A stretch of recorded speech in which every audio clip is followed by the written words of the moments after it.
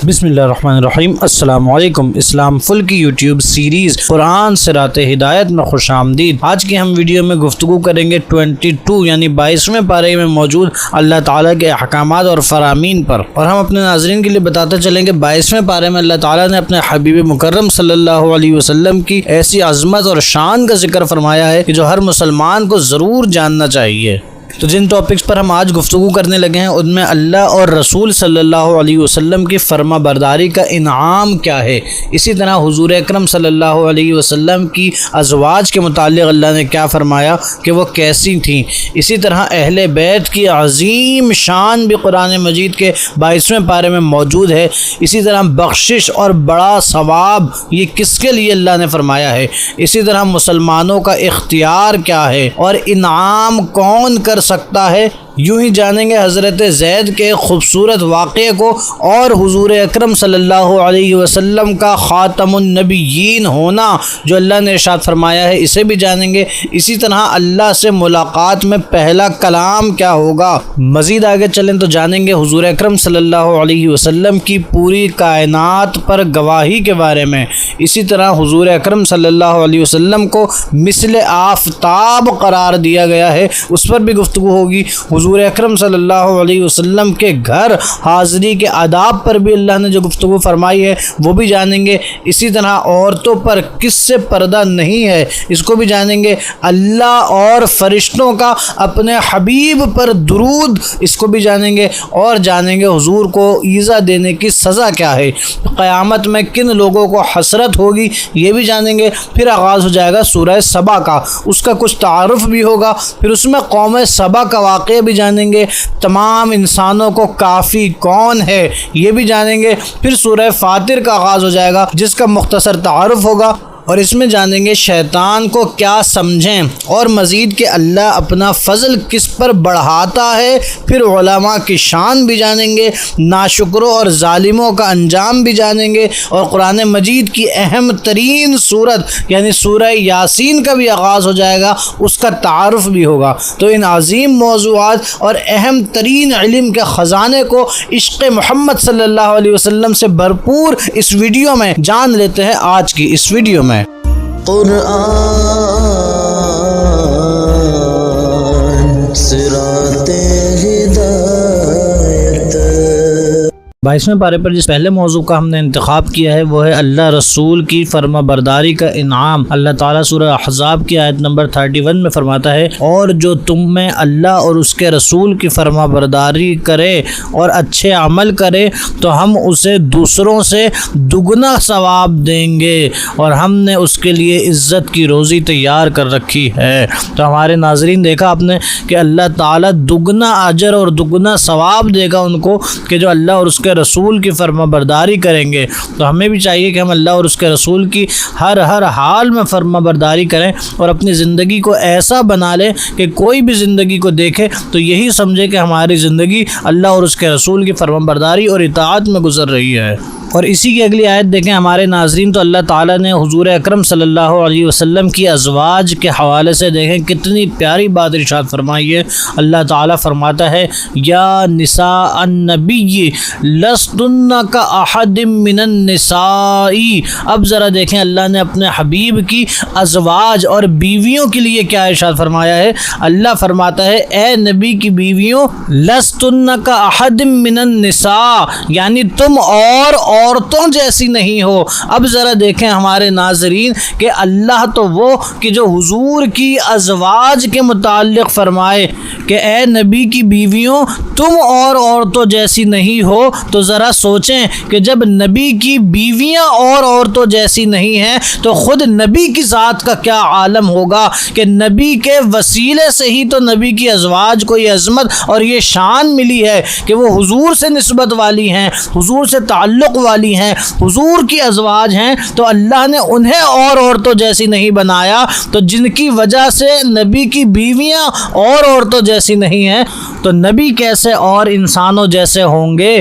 جس طرح نبی کی عورتیں عورتوں سے ممتاز اور دیگر عورتوں سے عظمتوں والی ہیں، اسی طرح حضور کی ذات بھی تمام کائنات میں عظمتوں والی، رفعتوں والی، بزرگیوں والی اور بے مثل و بے مثال ہے۔ اور یہ فرمان کس کا ہے؟ یہ قول اللہ کا ہے قرآن میں کہ اے نبی کی بیویوں تم اور عورتوں جیسی نہیں ہو۔ وجہ کیا ہے کہ تم نبی کی بیوی ہو، تو جن کی بیوی کی وجہ سے وہ عورتیں عام عورتوں سے ممتاز ہو گئیں، تو اللہ کے حبیب اللہ نے نبی بنا دیا، رسول بنا دیا، اپنا حبیب بنا دیا، تو ان شرفوں کی وجہ سے حضور بھی کائنات میں سب سے عرفہ والا ہیں۔ اور مزید اسی کی اگلی آیت میں دیکھا جائے تو اللہ تعالیٰ نے حضور اکرم صلی اللہ علیہ وسلم کی ازواج مطہرات کو شامل کر کر اہل بیت کی شان بتائی ہے۔ اللہ تعالیٰ فرماتا ہے انما یرید اللہ لیذہب عنکم الرجس اہل البیت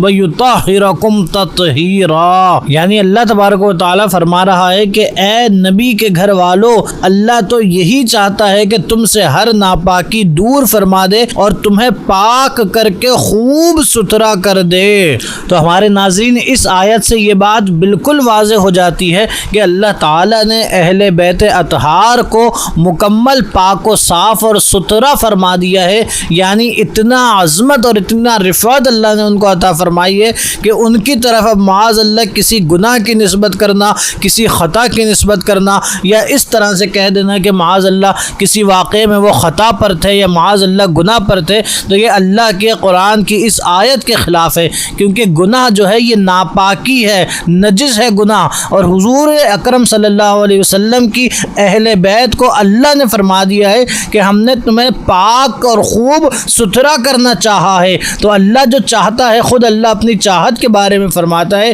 اذا اراد شیئا ان یقول له کن فیکون، کہ اللہ تعالیٰ جب ارادہ کر لیتا ہے تو اللہ کہتا ہے ہو اور ہو جاتا ہے، یعنی اللہ نے ارادہ کیا کہ اہل بیت کو پاک و صاف اور ستھرا کر دے، تو حضور کی اہل بیت پاک و صاف اور ستھری ہو گئی۔ اب ان کی طرف کوئی معاذ اللہ ناپاکی کی نسبت کرنا، یا جس طرح ناسبی لوگ معاذ اللہ ان پر توہین اور الزامات لگاتے ہیں، یہ سب کرنا بدترین گمراہی اور قرآن کی خلاف ورزی ہے، کیونکہ اہل بیت سے تو حضور اکرم صلی اللہ علیہ وسلم کا ہر امتی محبت رکھتا ہے، اور معاذ اللہ صرف وہی بدبخت بغض رکھ سکتا ہے جس کو قرآن سے بغض ہو، اللہ سے بغض ہو، اللہ کے رسول سے بغض ہو، اور ہر ایمان والا اہل بیت سے سچی پکی محبت رکھتا ہے کہ یہ ایمان کا حصہ ہے۔ حضور نے فرمایا احب اہل بیتی بحبی، کہ میری اہل بیت سے محبت کرو میری محبت کی وجہ سے۔ مگر کچھ بدبخت ایسے بھی ہیں کہ جو معاذ اللہ اہل بیت کا تو نام لیتے ہیں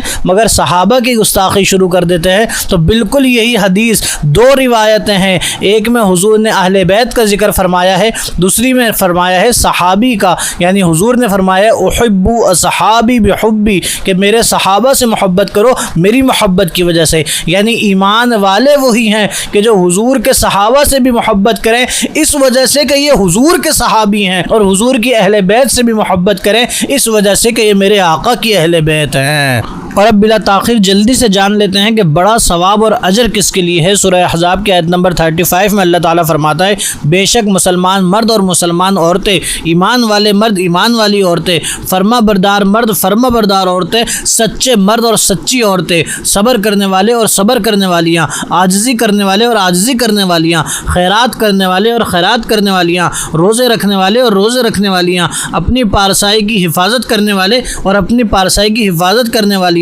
اور اللہ کو بہت یاد کرنے والے اور یاد کرنے والیاں، ان سب کے لیے اللہ نے بخشش اور بڑا ثواب تیار کر رکھا ہے۔ تو ہمارے ناظرین ان تمام اعمال پر خوب عمل کرنے کی کوشش کریں تاکہ اللہ تعالی ہمارے لیے بھی بڑا اجر اور بڑا ثواب تیار رکھے۔ اور اسی کی بالکل اگلی آیت میں جان لیتے ہیں مسلمانوں کا اختیار کیا ہے۔ سورہ احزاب کی آیت نمبر 36 میں اللہ تبارک و تعالیٰ فرماتا ہے اور کسی مسلمان مرد اور عورت کے لیے یہ نہیں کہ جب اللہ اور اس کا رسول کسی بات کا فیصلہ فرما دیں تو انہیں اپنے معاملے کا کچھ اختیار باقی رہے، اور جو اللہ اور اس کے رسول کا حکم نہ مانے تو بے شک وہ سری گمراہی میں بھٹک گیا ہے۔ تو ہمارے ناظرین دیکھا آپ نے اللہ تعالیٰ واضح طور پہ قرآن مجید کا ارشاد فرماتا ہے کہ اگر کوئی اللہ رسول रसूल का हुक्म ना माने तो वह सरी गुमराही में भटक गया है, और अल्लाह रसूल का हुक्म आने के बाद मुसलमानों को ये इख्तियार नहीं कि वो फिर उस पर अपनी मर्ज़ी चलाएं। तो इससे पता ये चला कि हमारे नाज़रीन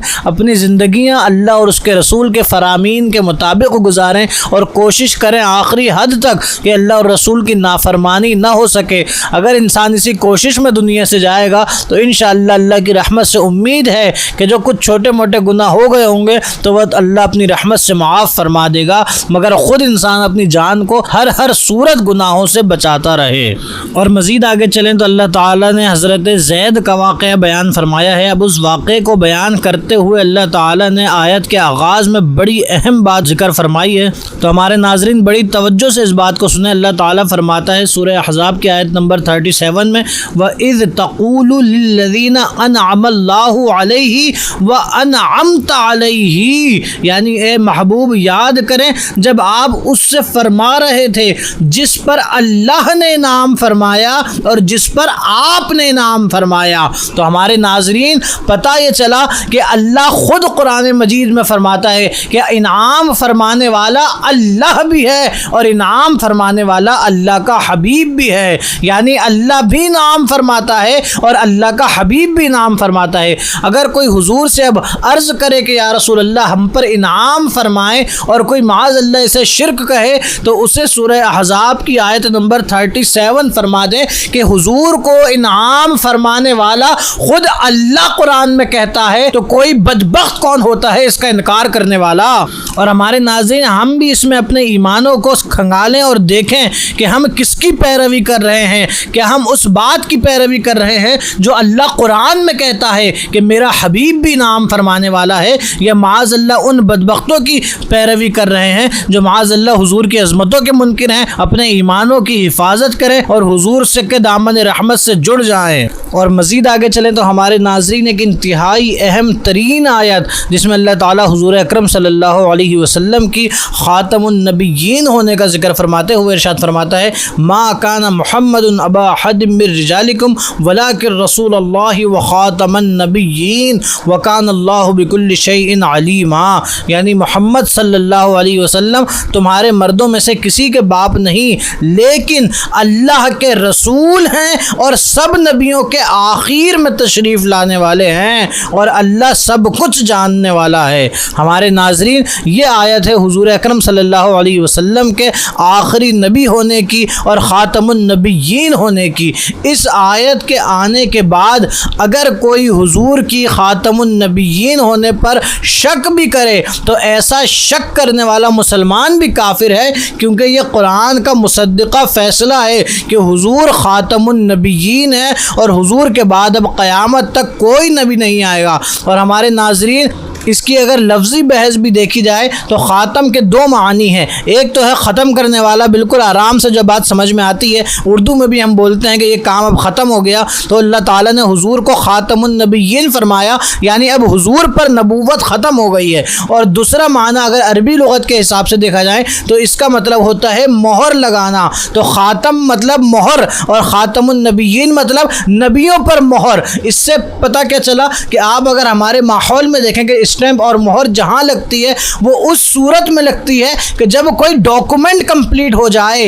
इसी तरह नबूवत का डॉक्यूमेंट और नबूवत भी कंप्लीट हो गई हुजूर की ज़ात पर, जब ही हुजूर की ज़ात को अल्लाह ने ख़ातमुन नबिय्यीन कहा, यानी नबियों पर मोहर सब्त करने वाले कि अब क़यामत तक हुजूर के बाद कोई नबी नहीं आएगा। तो हमारे नाज़रीन अपने ईमानों की हिफाजत करें और कादियानियों जैसे काफिरों से भी अपना ईमान बचाएं और क़यामत तक कोई भी बदबख्त अपने आप को माज़ अल्लाह नबी कहता रहे, ऐसा मरदूद मलऊन कज़्ज़ाब है, क्योंकि ख़ातमुन नबिय्यीन हुजूर की ज़ात हैं और हुजूर के बाद क़यामत तक कोई नबी नहीं आ सकता।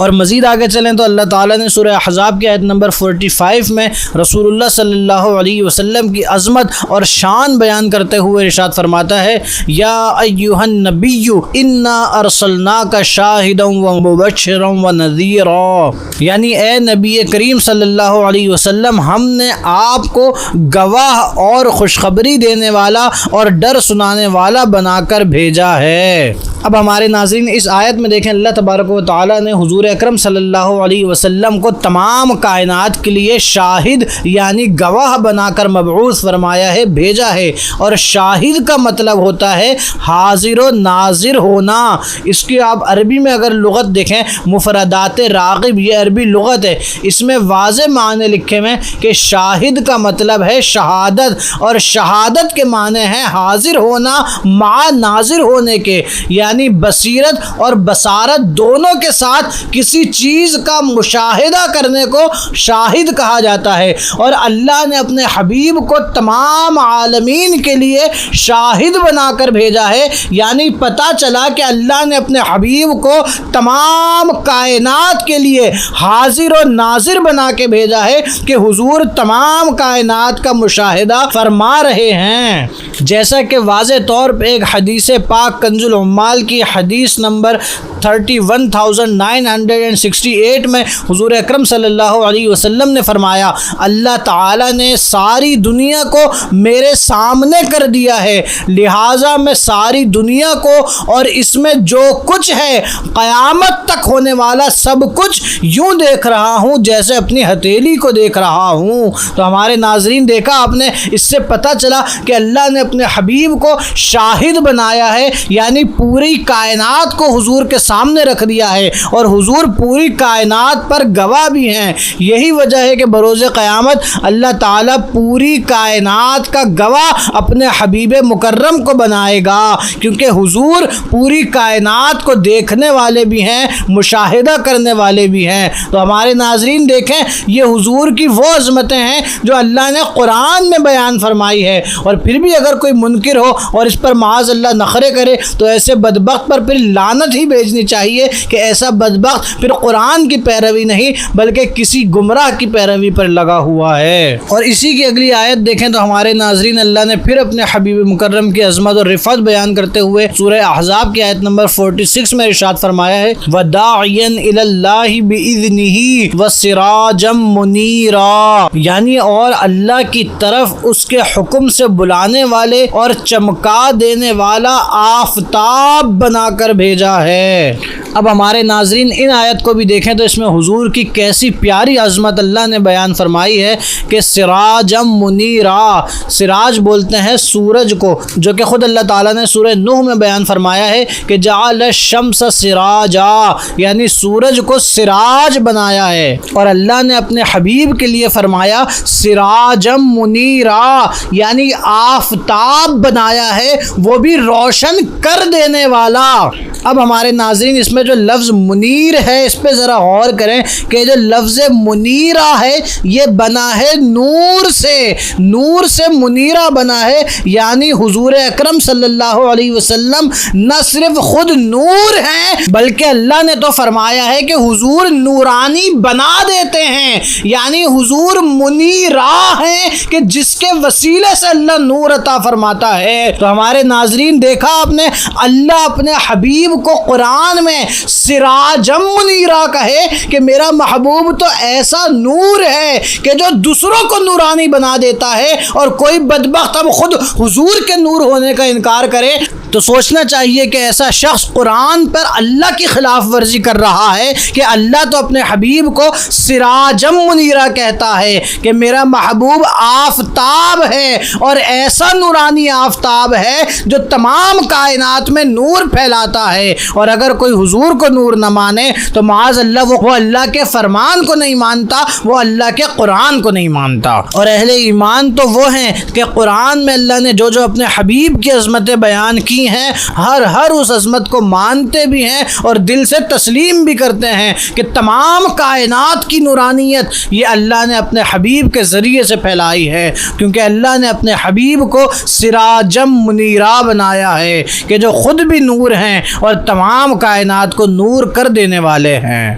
اور مزید آگے چلیں تو پھر دیکھیں ہمارے ناظرین اللہ تعالیٰ کو اپنے حبیب کا کتنا خیال ہے اور کتنی عظمتیں اللہ نے ہمارے آقا و مولا کو عطا فرمائی ہیں کہ قرآن مجید جس کے بارے میں اللہ فرماتا ہے ھدی للناس، یعنی تمام انسانوں کے لیے ہدایت کی یہ کتاب ہے قرآن، مگر اس قرآن میں دیکھیں اللہ تعالیٰ کیا سکھاتا ہے، حضور کے گھر میں حاضری کے آداب امت کو سکھا رہا ہے۔ چنانچہ سورہ احزاب کی آیت نمبر 53 اور 54 میں اللہ تعالیٰ فرماتا ہے کہ اے ایمان والو، نبی کے گھروں میں بغیر اجازت کے حاضر نہ ہو جسے کھانے کے لیے بلایا جائے، یوں نہیں کہ خود ہی اس کے پکنے کا انتظار کرتے رہو، ہاں جب تمہیں بلایا جائے تو داخل ہو جاؤ، پھر جب کھانا کھا لو تو چلے جاؤ، اور یہ نہ ہو کہ باتوں سے دل بہلاتے ہوئے بیٹھے رہو، بے شک یہ بات نبی کو ایذا دیتی تھی تو وہ تمہارا لحاظ فرماتے تھے، اور اللہ حق فرمانے میں شرماتا نہیں،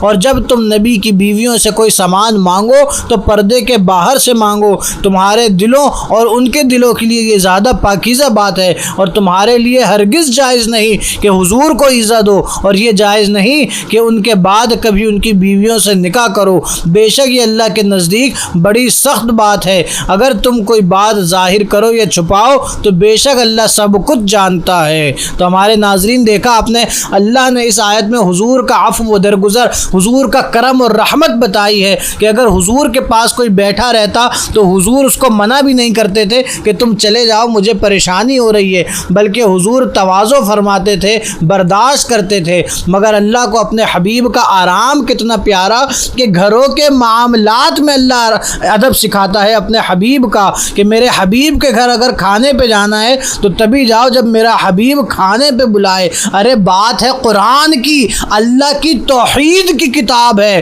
اللہ اس میں کہتا ہے میرے حبیب کے گھر کھانا تب کھاؤ جب میرا حبیب خود کھانے کو بلائے اور خود پکنے کا انتظار نہ کرو۔ ارے ہمارے ناظرین ذرا دیکھیں تو صحیح، اللہ اپنے حبیب کے اتنے سے آرام کا ذکر قرآن میں فرما رہا ہے، تو سوچیں تو صحیح کہ اس ذات کا اللہ کو کتنا پاس ہوگا، کتنا مان ہوگا اور کتنی عظمتیں ہوں گی کہ جن کے آرام کی فکر اللہ قرآن میں کرتا ہے۔ تو ہمیں بھی چاہیے کہ جس ذات سے سب سے زیادہ محبت اللہ کو ہے، ہمیں بھی اس سے سب سے زیادہ محبت ہو اور حضور ہی پر ہماری زندگیاں فنا ہو جائیں۔ اور اب مزید جان لیتے ہیں جلدی سے کہ عورتوں پر کس سے پردہ نہیں ہے۔ سورہ احزاب کی آیت نمبر 55 میں اللہ تبارک و تعالیٰ نے فرمایا عورتوں پر ان کے باپوں، ان کے بیٹوں، ان کے بھائیوں، ان کے بھتیجوں، ان کے بھانجوں اور اپنے دین کی عورتوں اور اپنی کنیزوں کے بارے میں پردہ نہ کرنے میں کوئی مضائقہ نہیں، اور اللہ سے ڈرتی رہو، بے شک ہر چیز پر اللہ نگہبان ہے۔ تو ہماری سسٹر لیڈیز اس بات پہ توجہ کریں کہ یہ وہ رشتے ہیں جن سے اللہ نے پردہ نہ کرنے کا فرمایا ہے، ان کے علاوہ ہر ایک سے آپ نے پردہ کرنا ہے، کیونکہ ہمارے اللہ کا یہ حکم ہے۔ بس اللہ نے اور اس کے حبیب نے فرما دیا، پھر اس کے آگے ہمیں کسی کی نہیں سننی، اللہ اور اس کے رسول کی سننی ہے۔ اور اسی کی اگلی آیت دیکھیں ہمارے ناظرین، تو پھر بڑی عظیم آیت ہے جو کہ یقیناً ہر اہل ایمان کو حفظ ہوگی۔ یہ آیت اللہ تعالیٰ نے فرمایا سورہ احزاب کی آیت نمبر 56 کہ ان اللہ وملائکتہ یصلون علی النبی یا ایھا الذین آمنوا صلوا علیہ وسلموا تسلیما، یعنی بے شک اللہ اور اس کے تمام فرشتے نبی پر درود بھیجتے ہیں، اے ایمان والو تم بھی درود اور خوب سلام بھیجو۔ تو ہمارے ناظرین آپ کے علم میں ہوگا کہ ایک ایسا ٹاپک ہے جس پر کئی گھنٹوں کے خطابات موجود ہیں اور کئی ہزار صفحات کی کتابیں موجود ہیں، تو اس چند منٹ کی گفتگو میں تو اس کی وضاحت بالکل نہیں ہو سکتی۔ بس ہم ایک بات بتا کر پھر آگے چلتے ہیں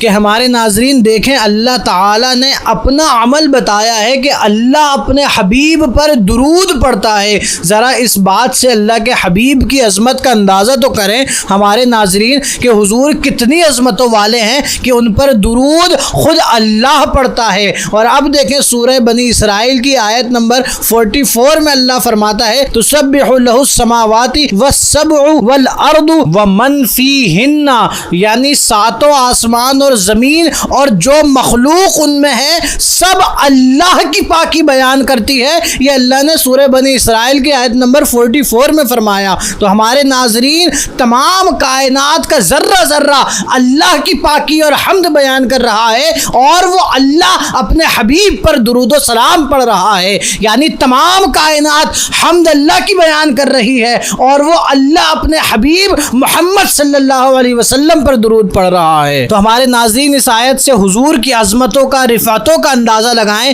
کہ اللہ نے اپنے پیارے نبی کو کتنا پیارا اور کتنا عظیم بنایا ہے کہ جن پر اللہ خود درود پڑھتا ہے۔ اور دیکھیں اللہ تعالیٰ نے اس عمل میں اپنے ساتھ شریک کس کو قرار دیا ہے؟ اللہ تعالیٰ نے اپنے مقرب فرشتوں کو، کہ میں تو پڑھتا ہی ہوں اپنے حبیب پر درود پاک اور میرے فرشتے بھی پڑھتے ہیں۔ اور پھر دیکھیں مخاطب کس سے ہوا ہے کہ اللہ تعالیٰ فرماتا ہے یا ایھا الذین آمنو، کہ اے ایمان والو تم بھی صلو علیہ وسلموا تسلیما، میرے حبیب پر خوب درود پڑھو اور خوب سلام پڑھو۔ تو ہمارے ناظرین اس سے یہ پتہ چلا کہ جو حضور پر درود و سلام پڑھتے ہیں وہ اہل ایمان ہیں، یہ اللہ فرماتا ہے۔ اور جو معاذ اللہ درود و سلام پڑھنے سے لوگوں کو روکیں کہ کھڑے ہو کے نہیں پڑھنا چاہیے، اذان سے پہلے نہیں پڑھنا چاہیے، اذان کے بعد نہیں پڑھنا چاہیے، اور جن کو حضور کے درود سے بغض ہو، جان لے اللہ نے ان سے خطاب ہی نہیں فرمایا کہ وہ لوگ تو منافق ہیں،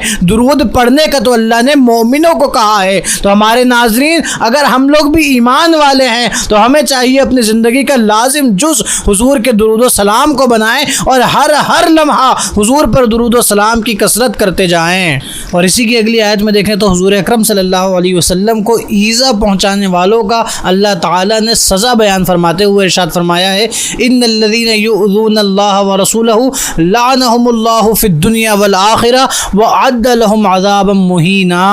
یعنی بے شک جو اللہ اور اس کے رسول کو ایذا دیتے ہیں ان پر دنیا و آخرت میں اللہ کی لعنت ہے اور ان کے لیے رسوا کر دینے والا عذاب تیار ہے۔ تو ہمارے ناظرین دیکھا آپ نے حضور کو ایذا دینے کے حوالے سے اللہ نے اتنا سخت حکم فرمایا ہے کہ جس نے میرے حبیب کو ایذا دی اس پر دنیا اور آخرت میں نہ صرف لعنت ہے بلکہ عذاب بھی ان کے لیے تیار ہے۔ اور مزید آگے چلیں تو اسی سورہ احزاب کی آیت نمبر 66 میں قیامت کی حسرت کن لوگوں کو ہوگی اور کیا حسرت ہوگی، اس حوالے سے اللہ نے ارشاد فرمایا کہ جس دن ان کے چہرے آگ میں بار بار الٹے جائیں گے تو وہ کہیں گے ہائے اے کاش ہم نے اللہ کا حکم مانا ہوتا اور اے کاش ہم نے رسول اللہ کا حکم مانا ہوتا۔ تو ہمارے ناظرین آج وقت ہے کہ اللہ رسول کا حکم مان لیں، اللہ رسول کی اطاعت میں زندگی گزار لیں، ایسا نہ ہو خدا نخواستہ بروز قیامت یہ حسرت ہو کہ ہم اللہ رسول کا حکم مان لیتے۔ آج وقت ہے اس کی قدر کریں اور اللہ رسول کا حکم مان لیں۔ پھر اس کے آگے آغاز ہو جاتا ہے سورہ سبا کا، جو کہ مکیہ سورت ہے جس میں 6 رکوع اور 54 آیتیں ہیں۔ سبا نام رکھنے کی وجہ یہ ہے کہ سبا عرب کے علاقے یمن کی حدود میں واقع ایک قبیلے کا نام ہے، اور اس سورت میں آیت نمبر 15 سے قوم سبا کا واقعہ بیان کیا گیا ہے، اس وجہ سے اس سورت کا نام سورہ سبا رکھا گیا۔ تو اس سورہ سبا میں اللہ تبارک و تعالیٰ نے قوم سبا کا واقعہ ارشاد کرتے ہوئے ارشاد فرمایا بے شک قوم سبا کے لیے ان کی آبادی میں نشانی تھی، 2 باغ تھے، ایک دائیں طرف دوسرا بائیں طرف، اپنے رب کا رزق کھاؤ اور اس کا شکر ادا کرو، پاکیزہ شہر ہے اور بخشنے والا رب ہے۔ تو انہوں نے منہ پھیرا تو ہم نے ان پر زور کا سیلاب بھیجا اور ان کے باغوں کے عوض 2 باغ انہیں بدل دیے جو کڑوے پھل والے اور جھاؤ والے اور تھوڑی سی بیریوں والے تھے۔ ہم نے انہیں ان کی ناشکری کی وجہ سے یہ بدلہ دیا اور ہم اسی کو سزا دیتے ہیں جو ناشکرا ہو۔ اور ہم نے ان سبا والوں اور ان شہر کے درمیان بہت سی نمایاں بستیاں بنا دی جن میں ہم نے برکت رکھی تھی، اور ان بستیوں میں سفر کو ایک اندازے پر رکھا اور انہیں فرمایا ان میں راتوں اور دنوں کو امن امان سے چلو۔ تو انہوں نے کہا اے ہمارے رب ہمارے سفروں میں دوری ڈال دے، اور انہوں نے خود اپنا ہی نقصان کیا تو ہم نے انہیں قصے کہانیاں بنا دیا اور انہیں بالکل جدا جدا کر دیا۔ بے شک اس میں ہر بڑے صبر والے، ہر بڑے شکر والے کے لیے ضرور نشانیاں ہیں۔ تو ہمارے ناظرین دیکھا آپ نے اللہ تعالیٰ نے فرمایا کہ اللہ تعالیٰ عذاب انہی پر ڈالتا ہے کہ جو ناشکرے ہوں۔ تو ہمیں چاہیے کہ ہم زندگی کے ہر موڑ پر اللہ کا ضرور شکر ادا کریں اس کی عطا کردہ نعمتوں پر۔ اور اسی سورہ سبا کی آیت نمبر 28 میں اللہ تعالیٰ نے اپنے حبیب مکرم صلی اللہ علیہ وسلم کو فرمایا